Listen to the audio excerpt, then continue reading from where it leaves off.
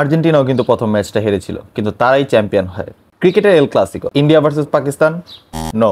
Bangladesh versus Sri Lanka, no. Australia versus England, no. Pakistan versus Zimbabwe, no. Pakistan versus USA, yes. I don't know এটা কিভাবে হলো, but Pakistan US এর কাছে cricket world cup একটা match হেরে গেছে। এমন না যে ফার্স্ট টাইম কোনো ছোট দলের কাছে, এর আগেও বাংলাদেশের কাছে হারছিল 1999 সালে, যখন বাংলাদেশের ফার্স্ট ওয়ার্ল্ড কাপ ছিল। এন্ড ফার্স্ট ওয়ার্ল্ড কাপেই বাংলাদেশ পাকিস্তানের তখনকার টিমকে হারায়, যে টিম মোটামুটি ভালো টিম ছিল তখন তারা। এন্ড 2024 সালে এসব ইউএস এর কাছে হারলো পাকিস্তান। এন্ড এটা থেকে প্রমাণ হলো যে ইউএসএ জাস্ট রিয়েল লাইফে না, ক্রিকেটেও পাকিস্তানকে ডমিনেট করে এন্ড ভরপুর পিটাইছে কালকে। লিওনেল বাবর আজম কি বলেছে সেটা আমরা দেখি নেই। সে বলছে যে ফ্যানদেরকে তাকে ট্রাস্ট করতে, এই গ্রুপের উপরে তার বিশ্বাস আছে, হ্যাঁ তারাই ওয়ার্ল্ড কাপ জিতবে, আশা করি ওয়ার্ল্ড কাপটা জিতবে তারা।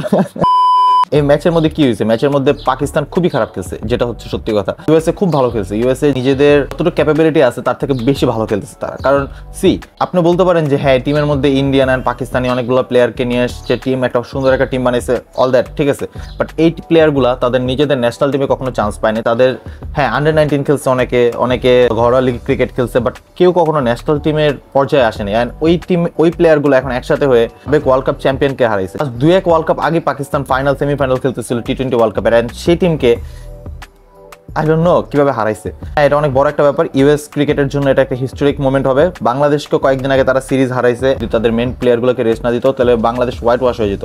বাংলাদেশ অনেক বেশি হেড পেতেছিল এইটার জন্য, অ্যান্ড পাকিস্তানটা হেরে বাংলাদেশের অনেক বড় উপকার করছে। কারণ কি, বাংলাদেশকে মানুষ এখন কম হেড করবে, কারণ হ্যাঁ পাকিস্তান আসছে, পাকিস্তানের মতো একটা টিম আসছে, বাংলাদেশ তো হারতেই পারে। ইউএস এর থেকে বেশি বাংলাদেশ ন্যাশনাল টিমের ক্রিকেটাররা বেশি খুশি হয়েছে কালকের ম্যাচের রেজাল্টে, যে হ্যাঁ এখন আমাদের উপর হেডটা একটু কমবে।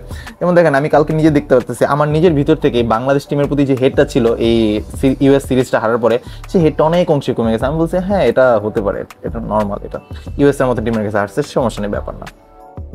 হ্যাঁ এবার আসি আমরা ইউএস এর রাইস নিয়ে, যে ইউএস ক্রিকেট কিভাবে কি করতেছে, ইউএস এর ক্রিকেটিং মডেলটা কি বানাইতেছে সেটা আমরা একবার লক্ষ্য করি। আমরা সবাই জানি ইউএস ইকোনমির দিক দিয়ে 1 নাম্বার দেশ, মানে পৃথিবীর সবচেয়ে ধনী দেশ বলতে পারেন, যেটা হচ্ছে ইউএসএ। এন্ড ইউএস এর কাছে প্রচুর টাকা, মোটামুটি বাস্কেটবলের উপরেই ফোকাস থাকে সাধারণত। তাছাড়া ইদানিং ফুটবলের উপর অনেক বেশি ফোকাস আসছে, ফুটবল আগের থেকে অনেক বেশি বেটার হয়েছে ইউএস এর, MLS অ্যান্ড স্টাফ। বাট তারা ক্রিকেটের দিকে এখন বেশি লক্ষ্য দিচ্ছে, কারণ ক্রিকেটের মধ্যে অনেক বড় একটা মার্কেট আছে, যেটা ইউএসএ যদি ঢুকতে পারে ক্রিকেটের জন্য অনেক বেশি ভালো হবে, এন্ড ক্রিকেট ইউএস এর ক্রিকেটে অনেক বেশি ইনকাম করতে পারবে। তারা কি করে, তারা একটা ক্রিকেটিং লিগ শুরু করে যার নাম হচ্ছে major league cricket, major league সকারের মতন major league cricket. And major league ক্রিকেটের ফার্স্ট সিজন গেছে, মোটামুটি অত বেশি ইন্টারেস্টিং হয়নি, বাট আশা করি সামনে হবে, কারণ তাদের কাছে টাকা আছে, পৃথিবীর সব বড় বড় প্লেয়ারদেরকে তারা ওই জায়গায় নিতে পারবে, অ্যান্ড নেওয়ার পরে মজা হবে। সামনের সিজনগুলোতে অনেক বেশি মজা হবে। সাকিব আল হাসান একটা মেজর লিগ ক্রিকেট ক্লাবের সাথে সাইন করছে, সো হ্যাঁ সামনে এই ফ্র্যাঞ্চাইজিরা খেলতে দেখবো আমরা সাকিব আল হাসানকেও। সো হ্যাঁ কিভাবে তাদের ন্যাশনাল টিমটা ফর্ম করছে, অনেকে বলবে এখানে যে ন্যাশনাল টিম যেটা, এটা ইউএস এর ন্যাশনাল টিম বলা যায় না, কারণ ইউএস ন্যাশনাল টিম যে বলবো, ইউএস এর যে অরিজিনাল সিটিজেন, যারা অরিজিনাল ইউএসএ তে জন্ম হয়েছে, এরকম সিটিজেন কয়জন আছে টিমের মধ্যে, 1-2 সর্বোচ্চ, বাকিরা তো সব বাইরে থেকে আসছে, ঠিক আছে, বুঝতে পারলো। যদি আপনার এটা নিয়ে প্রবলেম থাকে, আই থিঙ্ক আপনার ফ্রান্স ন্যাশনাল টিমকে নিয়েও প্রবলেম হওয়া উচিত, ফ্রান্স ফুটবল ন্যাশনাল টিমকে নিয়ে, কারণ ফ্রান্স ন্যাশনাল টিমে কয়জন অরিজিনাল ফ্রেঞ্চ প্লেয়ার আছে, ইভেন তাদের যে বেস্ট প্লেয়ার কিলিয়ান এমবাপ্পে, সেও ফ্রান্সের না। তাদের যত বড় বড় স্টার আপনি বলবেন মোটামুটি আগেরও অনেকে আছে যারা কেউ ফ্রেঞ্চ না।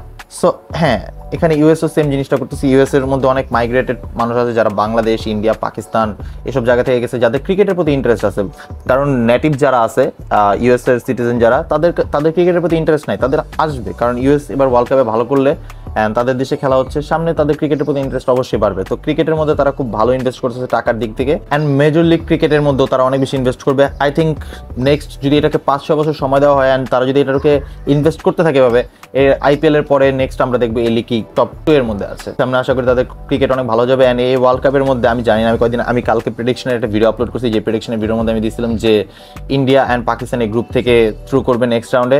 অ্যান্ড আই ডোন্ট নো, এখন খুব টাফ দেখা যাচ্ছে, কারণ যদি পাকিস্তানকে ইউএসএ হারা দিয়ে থাকে, ইন্ডিয়া বাদে বাকি যে কটা টিম আছে সবগুলো টিমকে হারানো তাদের জন্য জাস্ট চুটকির ব্যাপার হবে। সো যদি এদের হারা দেয়, পাকিস্তানের জন্য অনেক টাফ হতে যাচ্ছে এই সামনের দিনগুলো। যদি না পাকিস্তান ইন্ডিয়াকে হারাতে পারে, পাকিস্তান ইন্ডিয়াকে হারলে তখন হয়তো বা জমবে। এই ওয়ার্ল্ড কাপটা খুব বেশি বোরিং যাচ্ছিল, কোনো ইন্টারেস্ট পাচ্ছিল না দেখার। পাকিস্তান ডিসাইড করছে যে হ্যাঁ ওয়ার্ল্ড কাপকে ইন্টারেস্টিং বানাতে হবে। সো হ্যাঁ আশা করি ভিডিওটা ভালো লাগছে। ভিডিওটা ভালো লাগলে ভিডিওটা অবশ্যই লাইক করবেন, কমেন্ট করবেন, অ্যান্ড হ্যাঁ ভিডিওটা শেয়ার করেন। সো দেখা হচ্ছে নেক্সট কোনো ভিডিওতে। Till then